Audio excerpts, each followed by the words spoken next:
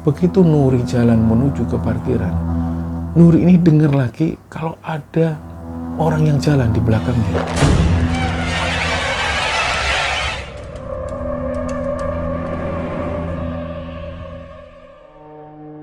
Bismillahirrahmanirrahim. Assalamualaikum warahmatullahi wabarakatuh.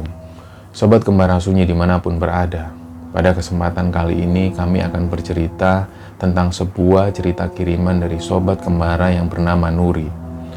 Nuri ini berasal dari Pulau Kalimantan. Dia bercerita tentang pengalaman yang pernah dialami di sekitaran tahun 2010. Sebelum masuk ke tayangan, untuk teman-teman yang sedang nonton tayangan ini dan belum subscribe, yuk subscribe sekarang juga agar kami lebih bersemangat lagi dalam membuat konten-konten terbaru di Kembara Sunyi. Dan untuk teman-teman yang telah mendukung kami sejauh ini, kami ucapkan terima kasih banyak. Semoga amal kebaikan teman-teman semua dibalas kebaikan berlipat oleh Allah Subhanahu wa Ta'ala.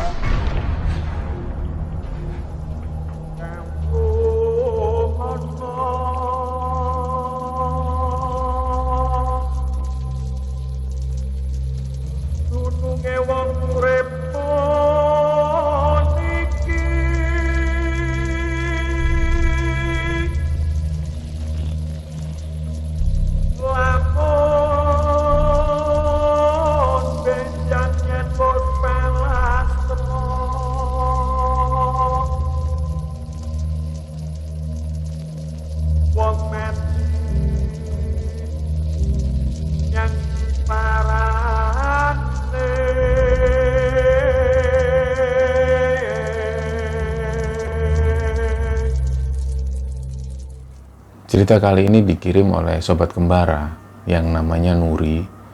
Nuri berasal dari Pulau Kalimantan, jadi dia tinggal di salah satu kota di Kalimantan. Dan ini adalah cerita pertama Kembara Sunyi yang berlatar belakang Pulau Kalimantan. Jadi sekalian kami di sini menyapa teman-teman semua yang terutama yang ada di Kalimantan, juga mungkin di pulau-pulau lain seperti Sulawesi, Maluku, dan lain sebagainya. Kami ucapkan salam kenal dan selamat datang di channel Kembara Sunyi. Semoga selalu dalam lindungan Allah Subhanahu wa Ta'ala. Jadi Nuri ini seorang guru, dan sampai hari ini pun Nuri masih mengajar di salah satu sekolah dasar di Kalimantan. Jadi Nuri cerita pengalaman ini pernah dialami di sekitaran tahun 2010-2011. Di tahun-tahun itu Nuri ini masih tergolong baru. Dia masih baru di sekolah tersebut dan ngajar di satu kelas. Nah, yang pertama dilakukan Nuri ya memang ingin mengenal lebih dalam siswa-siswinya, juga kenal lebih dalam dengan guru-guru yang ngajar di sana. Jadi awalnya Nuri itu memperkenalkan diri, dia berasal dari kota ini di Kalimantan dan ngajar di sini. Dia berharap agar siswa-siswinya itu punya satu ikatan emosional dengan Nuri. Jadi Nuri ini sebenarnya punya latar belakang di masa lalu. Ketika dia sekolah, dia seringkali mengalami seperti bulian-bulian dari teman-temannya. Karena di masa sekolah itu Nuri ini punya tubuh yang gemuk. Jadi waktu itu Nuri ini sering dapat cemoohan. Dia dipanggil dengan sebutan bola, dia dipanggil dengan sebutan balon. Kadang juga ada yang menyebut dirinya dengan sebutan globe karena bulat. Nah, jadi masa-masa sekolah itulah yang dirasakan Nuri benar-benar sedih karena dia sering dicemooh dengan nama-nama negatif seperti itu. Jadi pada saat mengajar, Nuri ini sudah punya komitmen sendiri. Jadi supaya ketika dia ngajar, nggak ada siswa-siswinya yang memanggil teman yang lain dengan sebutan negatif semacam itu. Karena Nuri benar-benar belajar dari pengalaman masa lalunya. Dia nggak mau lagi ada orang-orang yang memanggil negatif orang yang lain hanya karena fisiknya. Nah, ternyata selama mengajar di situ 1 minggu berjalan, Nuri ini mengalami ada satu kejadian di mana ada satu orang siswa namanya Amir ini. Karena Amir ini kulitnya gelap hitam, dia dipanggil oleh teman-temannya dengan panggilan Black yang artinya hitam. Di situ Nuri langsung merasa benar-benar kecewa dan dipanggil orang yang manggil Amir dengan sebutan Black. Dipanggil, "Kamu kenapa nak kok manggil temanmu Amir ini dengan panggilan Black?"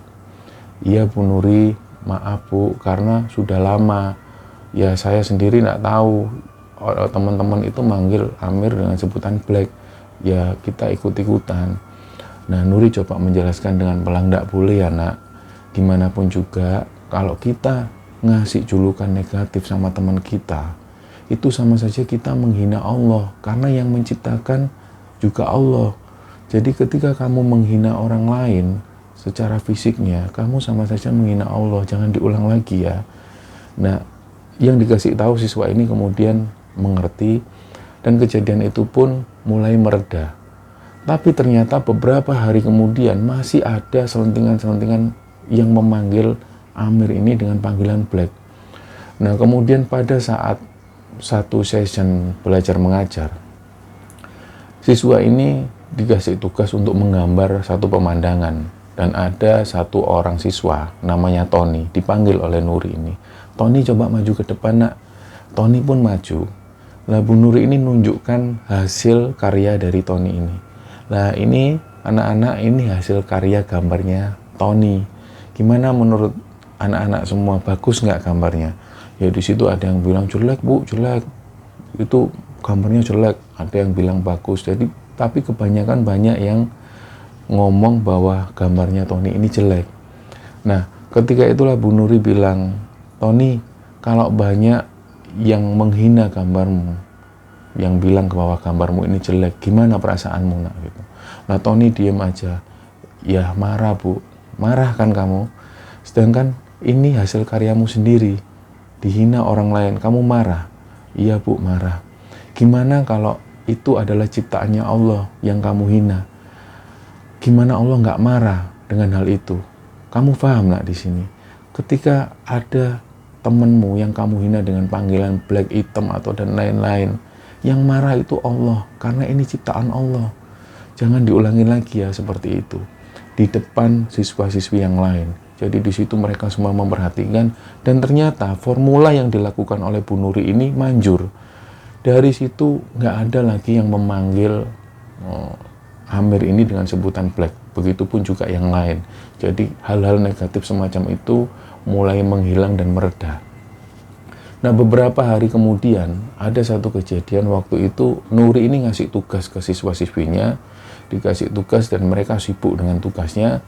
Di situ sambil Nuri mencatat sesuatu, Nuri ini melihat ada satu siswi yang duduk di pojok paling belakang. Siswi ini nunduk terus.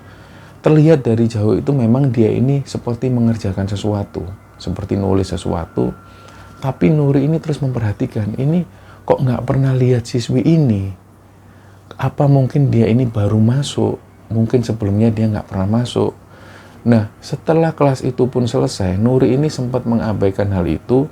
Tapi ketika di ruang guru, pada saat semua siswa-siswi ini mengumpulkan semua tugasnya, Nuri ini coba menilai satu persatu, dan ada satu buku di situ namanya terlihat namanya Murni. Nah, Nuri awalnya kaget juga karena nama Murni ini nggak ada di daftar absensi. Coba dicek lagi nama Murni, ternyata dipastikan lagi oleh Nuri bahwa nggak ada siswi yang namanya Murni. Nah, coba iseng-iseng Nuri ini tanya ke temannya yang ada di sebelah. Bu guru ini namanya Bu Tias. Dia tanya, Bu Tias, pernah nggak Bu Tias selama ngajar di sini ada mungkin buku yang ketelisut, ada mungkin buku yang siswi lain terus dikerjakan sama guru lain? Nah, Bu Tias bilang, belum pernah itu Bu Nuri. Kenapa memangnya?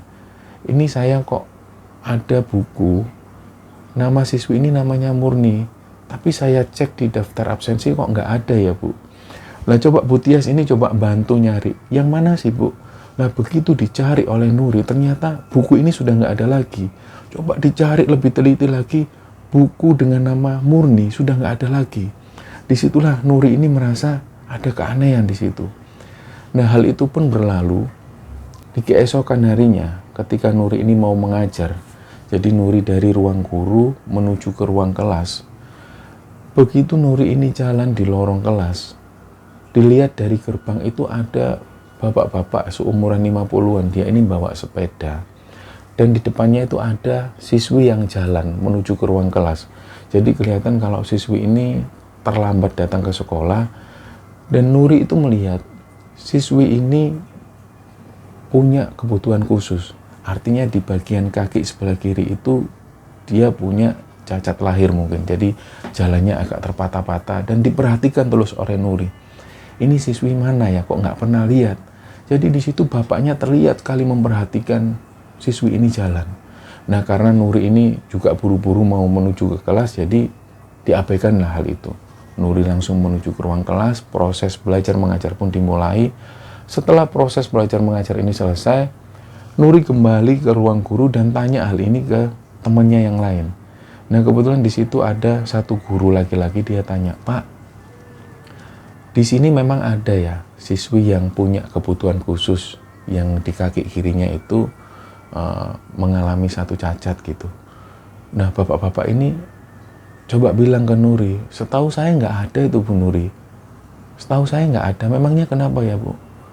"Oh enggak Pak, tadi pagi itu saya ngelihat siswi ini diantar bapaknya pakai sepeda. Nah saya kira mungkin dari siswi kelas lain karena saya belum pernah ngelihat." Nah satu bapak guru ini coba memastikan lagi, "Saya rasa itu nggak ada kok Bu Nuri." "Oh ya sudah Pak kalau gitu." Coba diabaikanlah hal itu. Dan proses belajar mengajar itu terus berlanjut sampai kemudian 1 bulan berjalan. Ketika itu di siang hari, Nuri ini mau menuju ke toilet. Jadi di sekolah itu sudah biasa kalau toilet guru dan toilet siswa itu terpisah. Di toilet guru itu ada 2 toilet. Dan kebetulan toiletnya ini sudah penuh semua, sudah tertutup. Dan di sebelah kanan itu dengar kalau ada aktivitas di situ. Jadi masih ada orang yang melakukan aktivitas. Tapi di toilet sebelah kiri, Nuri itu nggak mendengar sama sekali ada suara. Nah, tapi pintu toilet ini tertutup. Di situ coba ditunggu oleh Nuri lama. Sekitar 10 menit, 2 toilet ini juga belum selesai. Akhirnya Nuri memutuskan untuk mengetuk pintu toilet yang di sebelah kiri karena nggak ada suara apapun di situ. Dia coba ketuk, "Permisi, siapa ya di dalam?" Ternyata dari dalam toilet itu jawab, "Murni Bu." Lah, Nuri ini kaget. Loh, Murni. Yang pertama yang membuat Nuri kaget itu, ini kan toilet guru, kenapa ada siswi di sini? Yang kedua, dia ini menyebutkan nama Murni. Sedangkan beberapa waktu yang lalu, Nuri ini pernah mengalami satu kejadian, ada buku siswi yang bernama Murni. Nah, coba ditunggulah oleh Nuri itu, ditunggu sekalian Nuri ini mau tanya, siapa Murni ini? Ditunggu nggak lama kemudian toilet dari sebelah kanan ini terbuka. Ternyata itu satu guru perempuan. Terus guru ini menyapa, Bu Nuri." "Iya Bu, kok nunggu di sini?" "Iya, ini ada satu siswi yang di dalam." "Hah, siswi? Ini kan toilet guru Bu." "Iya, tapi ada siswi yang di sini. Coba kita cek." Nah begitu guru satunya ini coba mengetuk pintu. Sebelum mengetuk pintu, pintu toilet ini kebuka sendiri. Kriek. Nah di situ mereka berdua itu kaget. Dan begitu dibuka lebih lebar, ternyata di dalam toilet ini nggak ada siapapun. Nah satu guru ini tanya ke Bu Nuri, "Loh Bu Nuri, memangnya ada siapa di dalam?" "Tadi itu ada siswa Bu. Sempat saya tanya dan dia ini menyebutkan kalau namanya Murni." "Ibu memang nggak dengar di sebelah?" "Nggak dengar itu Bu, setahu saya memang di sebelah itu nggak ada orang. Waktu saya masuk ke toilet sebelah kanan ini, yang di toilet sebelah kiri ini nggak ada orang." Nah disitulah Nuri ini merasa ada keanehan lagi di situ. Dan hal itu pun berlalu. Dia mulai belajar mengajar lagi dan ada satu kejadian di mana pada saat itu ketika Nuri ini pulang, karena waktu itu masih ada tugas yang belum selesai, ketika semua guru sudah pulang, Nuri ini pulang paling akhir. Ketika selesai melakukan pekerjaannya, Nuri pun pulang beranjak menuju ke parkiran motor. Dan pada saat berjalan, Nuri ini dengar ada kayak orang yang juga jalan di belakangnya. Tapi terdengar sekali kalau orang ini jalannya seperti orang yang bukan orang yang berjalan biasa. Jadi kayak terpatah-patah. Dan begitu Nuri noleh ke arah belakang, ternyata nggak ada siapapun. Nah, Nuri pun tetap melanjutkan jalan karena waktu itu sudah sore hari dan sekolah ini sudah sepi. Begitu Nuri jalan menuju ke parkiran, Nuri ini dengar lagi kalau ada orang yang jalan di belakangnya. Dan jalannya itu jelas sekali terdengar kalau terpatah-patah. Begitu Nuri noleh lagi ke arah belakang, ternyata nggak ada siapapun. Nuri pun langsung menuju ke parkiran dan dia pun pulang. Keesokan harinya, pagi sekali Nuri ini datang. Karena pagi itu jam 9 pagi ada rapat bersama dengan guru-guru dan juga kepala sekolah. Jadi ada satu presentasi yang harus dilakukan oleh Nuri. Jadi Nuri pagi itu datang lebih awal. Dia datang pagi-pagi sekali pada saat semua belum datang. Dia langsung menuju ke ruang guru dan begitu membuka ruang guru, di situ Nuri ini langsung nyalakan komputer.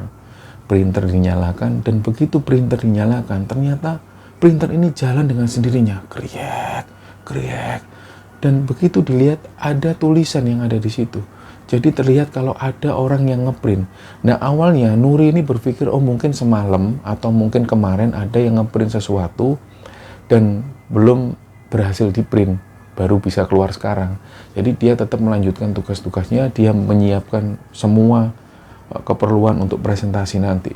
Begitu disiapkan, printer ini jalan terus, kriak, sampai satu lembar.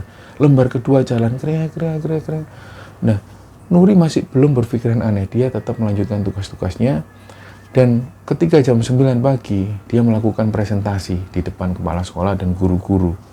Siangnya, begitu Nuri kembali ke ruang guru, ternyata dilihat printer ini yang tadinya mengeluarkan cetakan-cetakan, kertas yang ada di situ masih ada di situ dan belum ada yang mengambil. Lah karena Nuri ini penasaran, ini siapa yang ngeprint, kok belum diambil? Begitu diambil oleh Nuri, ternyata di situ ada tulisan yang benar-benar membuat Nuri itu merinding. Yang pertama di situ dilihat oleh Nuri. Tulisan ini bunyinya seperti ini kira-kira. Assalamualaikum, nama saya Murni. Nuri memang sedikit lupa dengan cerita yang pernah dituliskan oleh sosok Murni ini. Tapi Nuri di sini coba berusaha mengingat kembali cerita yang pernah diceritakan oleh Murni. Dan kira-kira seperti inilah ceritanya.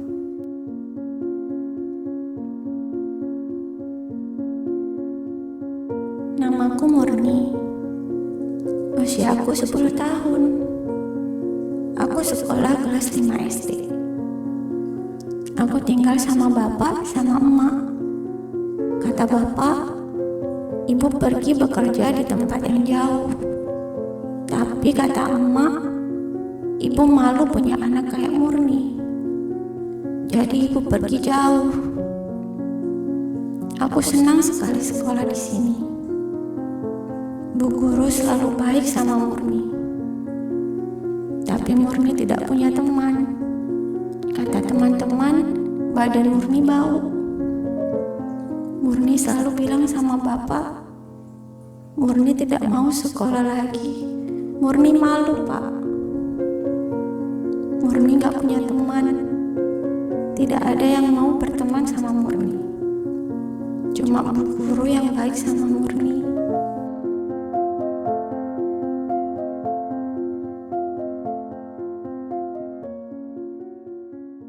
Itulah kira-kira cerita yang diceritakan oleh Murni. Dan begitu Nuri membaca cerita itu, Nuri ini benar-benar ngerasa merinding. Dan langsung seketika itu juga, Nuri ini langsung tanya ke salah satu temannya yang juga seorang guru di situ. Dia tanya, Bu, tadi pagi ketika saya sampai di ruang guru itu, tiba-tiba printer ini bergerak dengan sendirinya. Dan ketika siangnya saya cek, ternyata isi dari tulisan ini adalah sebuah cerita, di mana yang menulis cerita ini adalah Murni. Ibu tahu siapa Murni ini? Lah, satu guru ini tiba-tiba bilang, yang benar Bu, iya ini masih ada di saya. Dan tulisan ini diserahkan ke satu guru ini namanya Bu Tias.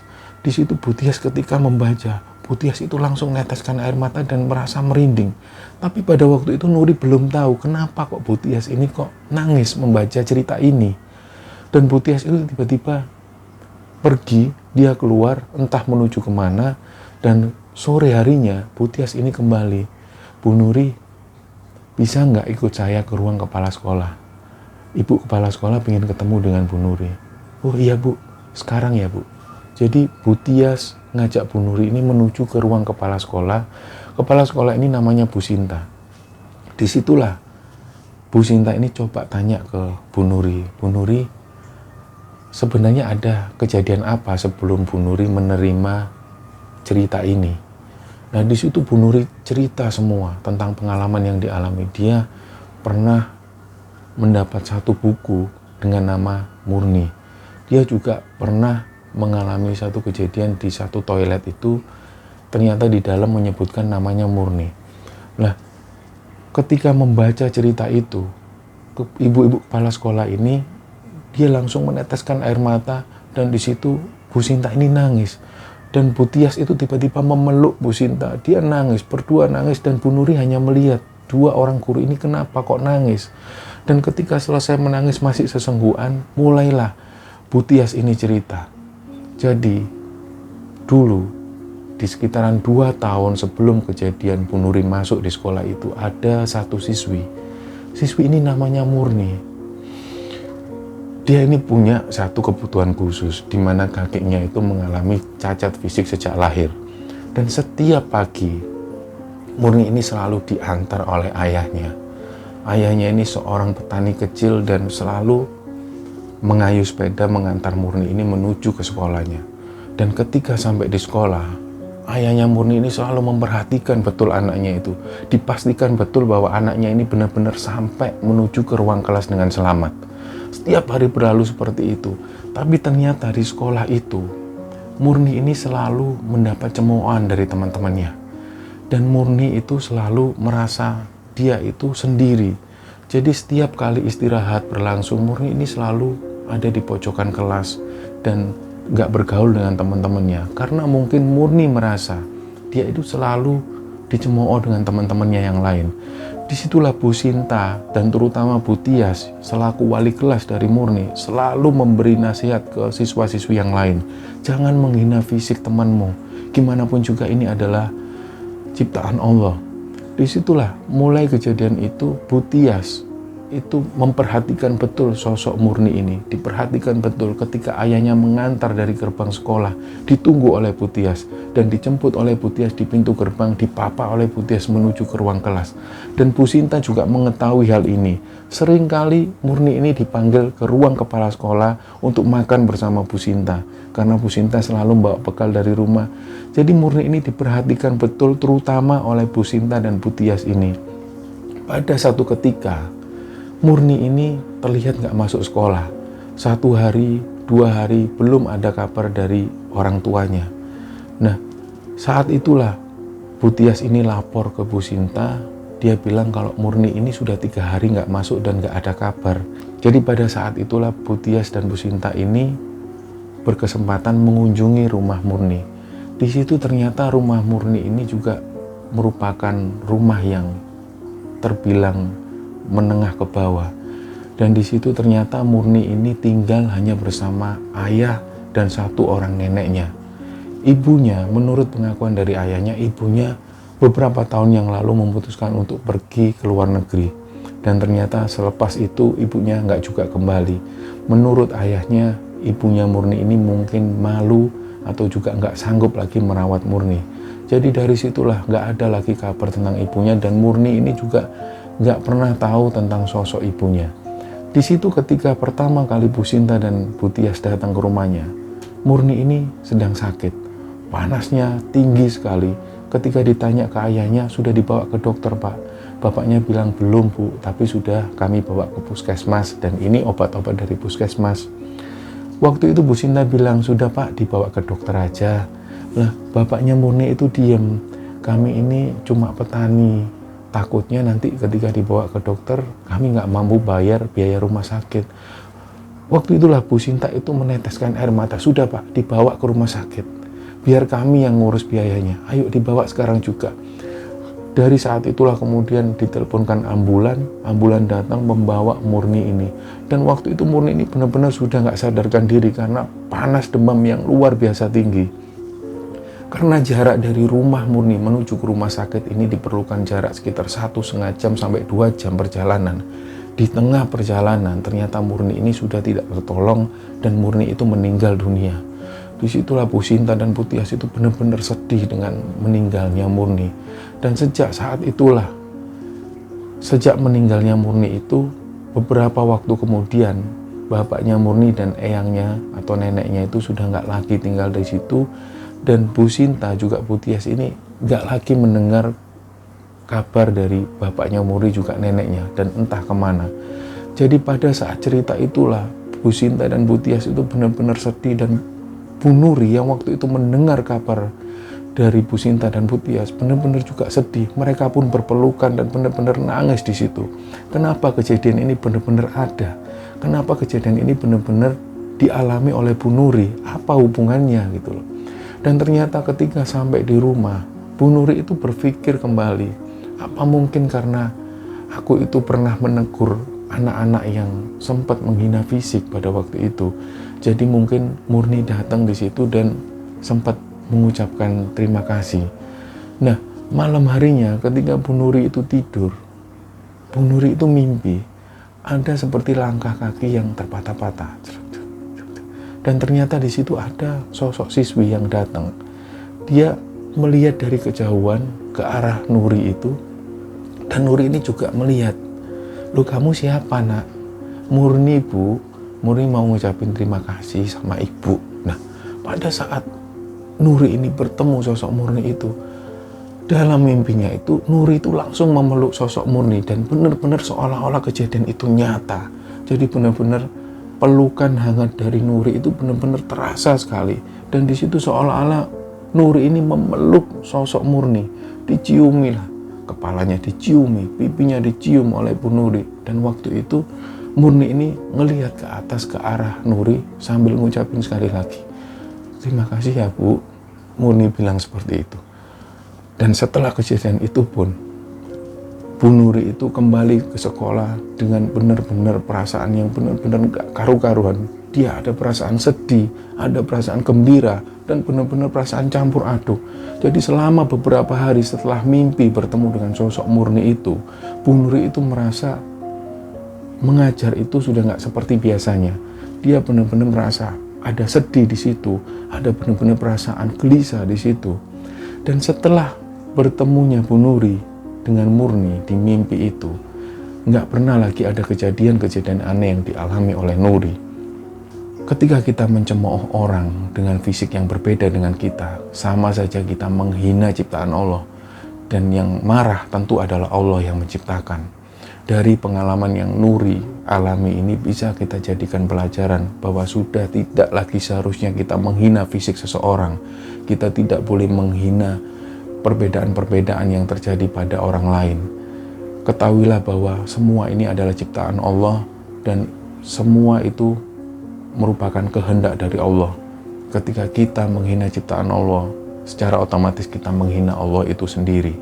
Dulu ketika Rasulullah masih hidup, ada satu orang yang menghina sosok Bilal.